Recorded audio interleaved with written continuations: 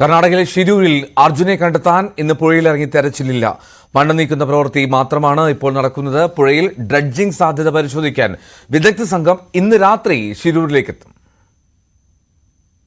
കർണാടകം രക്ഷാദൗത്യം പൂർണ്ണമായും നിർത്തിക്കഴിഞ്ഞിരിക്കുന്നു എന്നുള്ളത് നമുക്ക് ഇവിടെ നിന്നുള്ള ദൃശ്യങ്ങളിലൂടെ വ്യക്തമാണ്. കാരണം ഇവിടെ ഇപ്പോൾ JCB ഉപയോഗിച്ചുകൊണ്ട് മണ്ണ് നീക്കം ചെയ്യുന്നൊരു പ്രവൃത്തി മാത്രമാണ് നടക്കുന്നത്. നദിയിൽ ഒരു തരത്തിലുമുള്ള രക്ഷാദൗത്യം നടക്കുന്നില്ല. അതായത് കർണാടക പൂർണ്ണമായും പിൻവാങ്ങിയിരിക്കുന്നു. ഇവിടെ സൈന്യമില്ല, അതുപോലെ തന്നെ മറ്റുള്ള പ്രകൃതി ദുരന്ത നിവാരണ സേന ഉൾപ്പെടെ ഇവിടുന്ന് പിൻവാങ്ങിയിരിക്കുന്നു. നാവികസേന പിൻവാങ്ങിയിരിക്കുന്നു.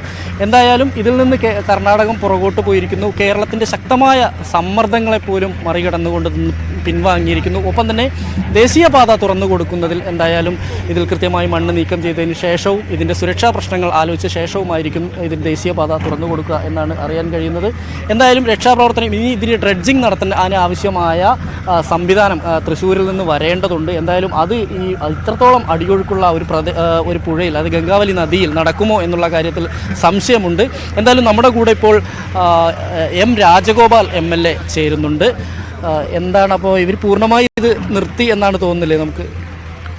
തീർത്തും ദൗർഭാഗ്യകരമാണ്. ഇന്നലെ വെള്ളത്തിലിറങ്ങി തെരച്ചിൽ തുടരുന്നില്ലെങ്കിൽ പോലും ഇവിടെ നിരീക്ഷണങ്ങളും മറ്റ് സംവിധാനങ്ങളും തുടരണമെന്നുള്ള രീതിയിലായിരുന്നു ഇന്നലെ പറഞ്ഞിരുന്നത്. പക്ഷേ അതിവിടെ ഒന്നും ഇന്ന് കാണുന്നില്ല.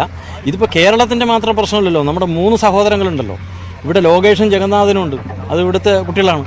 അതുപോലെ നമ്മുടെ അർജുൻ ഈ അടുത്ത ദിവസങ്ങളിലായി, മണിക്കൂറുകളായി വളരെ ഒരു നിഷേധാത്മകമായിട്ടുള്ള സമീപനമാണ് കാണുന്നത്. എങ്കിലും വളരെ സൗഹൃദപരമായിട്ടുള്ള നിലപാടാണ് ഇരു സർക്കാരുകളും തമ്മിൽ സ്വീകരിക്കുന്നത്.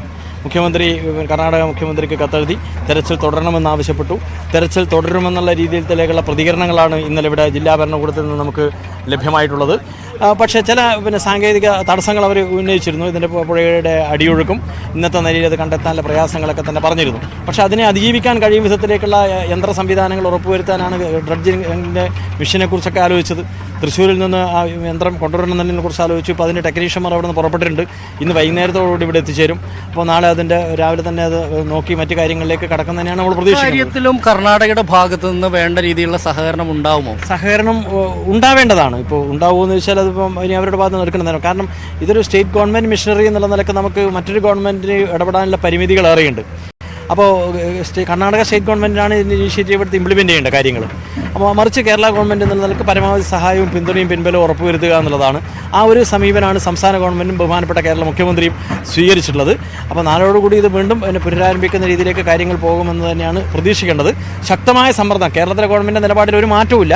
നമുക്ക് തെരച്ചിൽ ഊർജിതപ്പെടുത്താൻ ആവശ്യമായിട്ടുള്ള എല്ലാ സാധ്യതകളും പ്രയോജനപ്പെടുത്തണം. ആധുനിക സാങ്കേതിക വിദ്യകളടക്കം പ്രയോജനപ്പെടുത്തിക്കൊണ്ട്, എല്ലാ സങ്കേതങ്ങളും പ്രയോജനപ്പെടുത്തിക്കൊണ്ട് തുടരണമെന്നുള്ള അഭിപ്രായത്തിൽ തന്നെയാണ് കേരളം ഉള്ളത്. ഇപ്പോൾ നമുക്കറിയാം, ഈ ഡ്രഡ്ജിങ് സംബന്ധിച്ച് ഇപ്പോൾ അവിടെ ഇത് കാർഷിക ആവശ്യത്തിനും മറ്റും ഉപയോഗിക്കുന്ന ഒരു യന്ത്രമാണ് ഈ ഡ്രഡ്ജിങ് ചെയ്യുന്നത്.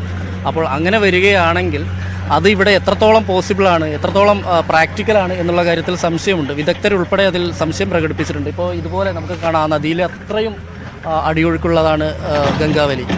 അവിടെ ഇത് ഉപയോഗിക്കാൻ കഴിയുമോ എന്നുള്ള കാര്യത്തിൽ എന്തെങ്കിലും ഉറപ്പ് ലഭിച്ചിട്ടുണ്ടോ അതിൽ? അതെ, അങ്ങുൾപ്പെടെയുള്ള ആളുകൾക്കുള്ള ചില സംശയങ്ങളാണ് ഉണ്ടായിട്ടുള്ളത്. നമുക്കിപ്പോൾ അതിൻ്റെ ഒരു ശാസ്ത്രീയമായ അല്ലെങ്കിൽ അതിൻ്റെ ടെക്നീഷ്യൻ ഇല്ലാത്തതുകൊണ്ട് നമുക്ക് അതിൻ്റെ ശരിയായ രീതിയിൽ അഭിപ്രായം പറയാൻ വേണ്ടി കഴിയില്ല. പക്ഷെ അതുകൊണ്ടാണ് അതിൻ്റെ ഒരു ഉദ്യോഗസ്ഥൻ വന്ന് അല്ലെങ്കിൽ ടെക്നീഷ്യൻ ഇവിടെ വന്ന് പരിശോധിച്ച് പറയേണ്ടുന്ന ഒരു അഭിപ്രായമാണ്. അത് നമുക്ക് അപ്പോഴേ അതിനെ പ്രതികരിക്കാൻ കഴിയും. എന്തായാലും പ്രതീക്ഷിക്കുന്നു, രക്ഷാദൗത്യം പ്രതീക്ഷിക്കുന്നു, തുടരണമെന്നുള്ളതാണ് ശക്തമായിട്ട് നമ്മുടെ എല്ലാം നിർത്തിവെച്ച് ഇപ്പോൾ ആരും തന്നെ ഇവിടെ ആരെയും നമുക്കിവിടെ കാണാൻ കഴിയുന്നില്ല. JCBയുടെ ജോലി മാത്രമാണ് നടക്കുന്നത്. സൈന്യം പൂർണ്ണമായി പിൻവാങ്ങിയിരിക്കുന്നു. അതുപോലെ തന്നെ മറ്റുള്ള പ്രകൃതി ദുരന്ത നിവാരണ സേന കേന്ദ്രത്തിൻ്റെയും സംസ്ഥാനത്തിൻ്റെയും അവരൊക്കെ ഇന്നലെ വരെ സജീവമായിരുന്നു, എല്ലാം പിൻവാങ്ങിയിരിക്കുന്നു. ശരിക്കും യഥാർത്ഥത്തിൽ ഇവർ ദൗത്യം നിർത്തി എന്നുള്ളത് തന്നെയാണ് അതിൻ്റെ ഒരു വസ്തുത അല്ലേ? അതെ, ഇപ്പോൾ കാണുമ്പോൾ അതിൻ്റെ ഒരു ലക്ഷണങ്ങളിലാണ് ഇവിടെ പ്രകടിപ്പിച്ചു തുടങ്ങിയിട്ടുള്ളത്. പക്ഷേ ഈശ്വരൊക്കെ വിളിപ്പാട് അകലെയുണ്ടെന്നും ഏത് സമയത്തും എന്നെ വിളിച്ചാൽ 3 മണിക്കൂർ മുമ്പേ എന്നെ വിളിച്ചാൽ ഞാൻ ആ സമയത്ത് തന്നെ ഇവിടെ എത്തുന്നതാണെന്നുള്ളൊരു ഉറപ്പിന്മേലാണ് ഇന്നലെ അദ്ദേഹം ഇവിടുന്ന് പോയിട്ടുള്ളത്, സ്പോട്ടിൽ നിന്ന് പോയിട്ടുള്ളത്. അപ്പം ഇതാണ് ഇന്നത്തെ സ്ഥിതി. നമ്മൾ ഗവൺമെൻറ് ആയാലും കേരളമായാലും ശക്തമായി ഒറ്റക്കെട്ടായി ആവശ്യപ്പെടുകയാണ്. സതീഷ് കൃഷ്ണയുമായിട്ട് സംസാരിച്ചിരുന്നു പിന്നീട് MLA, ഇവിടുത്തെ കാർവാർ MLA? തീർച്ചയായും സംസാരിച്ചു. മിനിസ്റ്ററും സതീഷ് കൃഷ്ണയും നമ്മൾ അവിടെ ഇവയിൽ ഇരുന്നിരുന്നല്ലോ. അവരുടെയൊക്കെ നിലപാട് അതിനുശേഷം ഇന്ന് എന്തെങ്കിലും കോൺടാക്ട് ചെയ്തിരുന്നു? ഇല്ല, അദ്ദേഹം ബാംഗ്ലൂരേക്ക് പോയി ഇന്നലെ. അപ്പോൾ എന്തായാലും അങ്ങനെ പൂർണ്ണമായി ഉപേക്ഷിക്കില്ല എന്നുള്ള നിലപാട് തന്നെയാണ് പറഞ്ഞുകൊണ്ടിരിക്കുന്നവർ. ഓക്കെ, അതാണ്. എന്തായാലും നമ്മുടെ കൂടെ ഇപ്പോൾ ചേർന്നത് MLA ആണ്, MLA എം രാജഗോപാലാണ്. അദ്ദേഹം പറയുന്നത് രക്ഷാദൗത്യം തുടരണം എന്നാണ് പറയുന്നത്. പക്ഷേ നമുക്കിതാ ഈ ദൃശ്യങ്ങളിൽ കാണാം, ഇവിടെ ഈ റോഡിലേക്ക് വന്നിരിക്കുന്ന മണ്ണ്, റോഡിനോടും നദിക്കും ഇടയിൽ വന്നിരിക്കുന്ന മണ്ണ് നീക്കം ചെയ്യുന്നൊരു പ്രവൃത്തി മാത്രം നടക്കുന്നുണ്ട്. ഇതിൻ്റെ ഹൈവേ ഡിപ്പാർട്ട്മെൻറ്റിൻ്റെയും മറ്റും സൈന്യം പൂർണ്ണമായി ഇവിടുന്ന് പിൻവാങ്ങിയിരിക്കുന്നു. പ്രകൃതി ദുരന്ത നിവാരണ സേനയുടെ സാന്നിധ്യം ഇവിടെ ഇല്ല, ആരും തന്നെ ഇല്ല. അതുപോലെ തന്നെ റോഡ് തുറന്നു കൊടുക്കുന്നത് ഇതിൻ്റെ പ്രവൃത്തി കഴിഞ്ഞതിന് ശേഷമായിരിക്കും റോഡ് തുറന്നു കൊടുക്കുന്നത് ഉൾപ്പെടെയുള്ള നടപടിയിലേക്ക് എന്തായാലും പോവുക. എന്തായാലും ഗംഗാവലി നദി പതിവ് പോലെ തന്നെ അതിൻ്റെ രൗദ്രഭാവം ഒട്ടും ചോരാതെ തന്നെ ഒഴുകിക്കൊണ്ടിരിക്കുന്നത് നമുക്ക് കാണാൻ കഴിയും.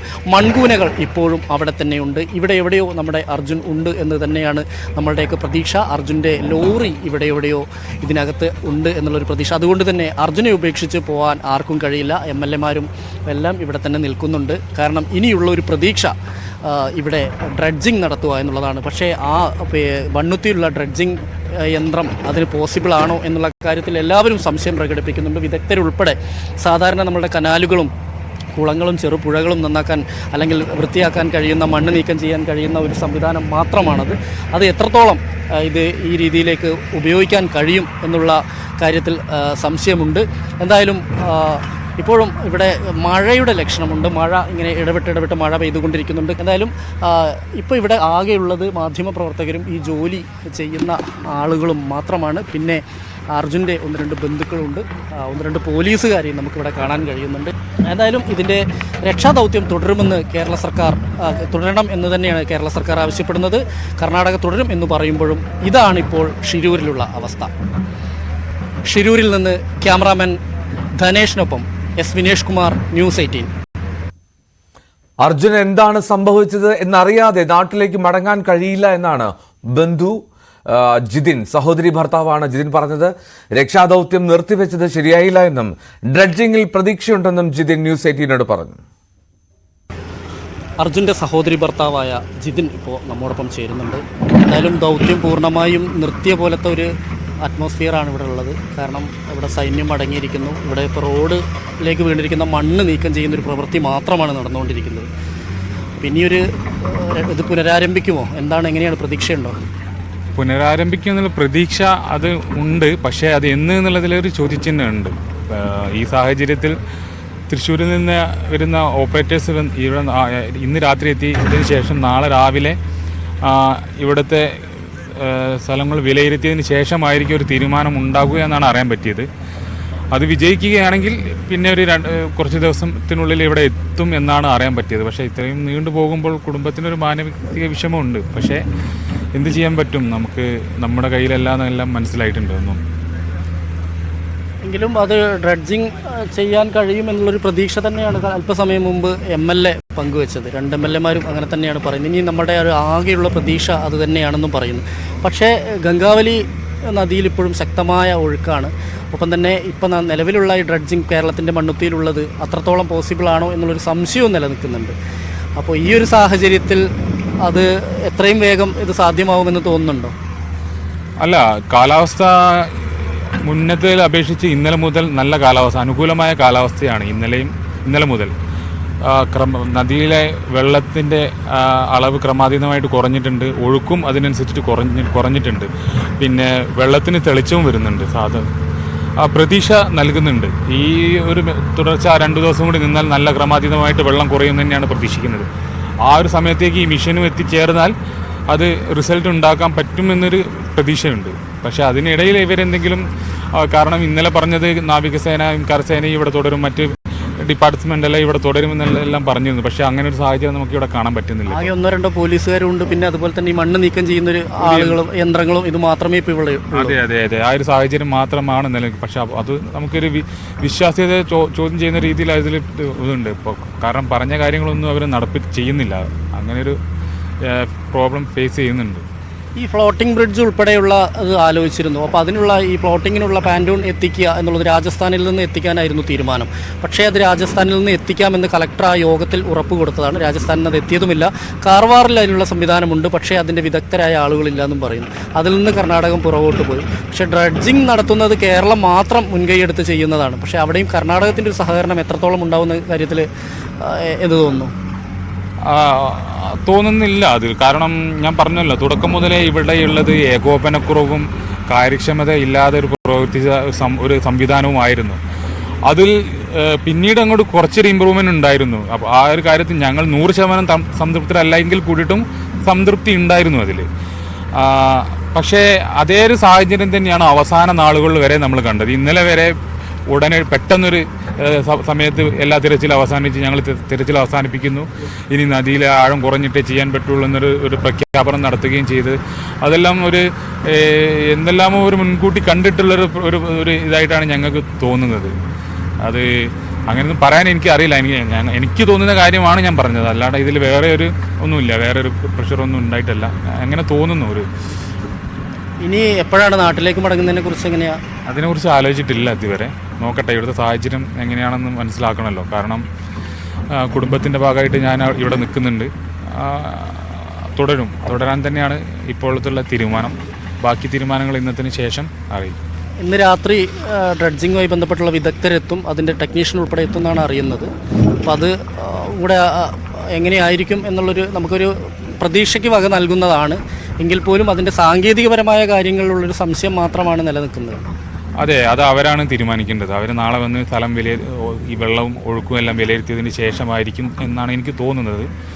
അത് അവർക്ക് പ്രാഥമിക ചെക്കിംഗ് നടത്താൻ സാധിക്കുമെന്നാണ്. കാരണം ആ മോട്ടറിൻ്റെ പവറും ഇവിടുത്തെ ഒഴുക്കിൻ്റെ ഗതിയും ഘടനയും എല്ലാം മനസ്സിലാക്കി പറ്റുമോ എന്നുള്ളത് സ്റ്റാർട്ടിങ് തന്നെ ഒരു മനസ്സിലാക്കാനുള്ള സംവിധാനം, ഒരു കാൽക്കുലേഷൻ ചെയ്ത് മനസ്സിലാക്കാൻ പറ്റും എന്നാണ് എനിക്ക് തോന്നുന്നത്. ഒരു എഞ്ചിനീയറുടെ സഹായത്തോടെ അത് പറ്റും എന്നാണ് എനിക്ക് തോന്നുന്നത്. അങ്ങനെയുണ്ടെങ്കിൽ അവർക്ക് വന്നിട്ട് ഒന്നുകൂടി സ്ഥലം പരിശോധിച്ച ശേഷം ആ മെഷീൻ കൊണ്ടുവരാൻ സാധിക്കുമെന്ന് തന്നെയാണ് വിശ്വാസം. എന്താണ് കുടുംബമൊക്കെ പറയുന്നത്? നാട്ടിലുള്ളവരൊക്കെ ആയിട്ട് സംസാരിച്ചത് ഇപ്പം പറയുന്നത് അവരുടെ ആവശ്യം അർജുൻ എന്തു സംഭവിച്ചു എന്നുള്ളതിന് ഉത്തരം അത് കിട്ടിയേ മതിയാകൂ എന്നുള്ളതാണ്.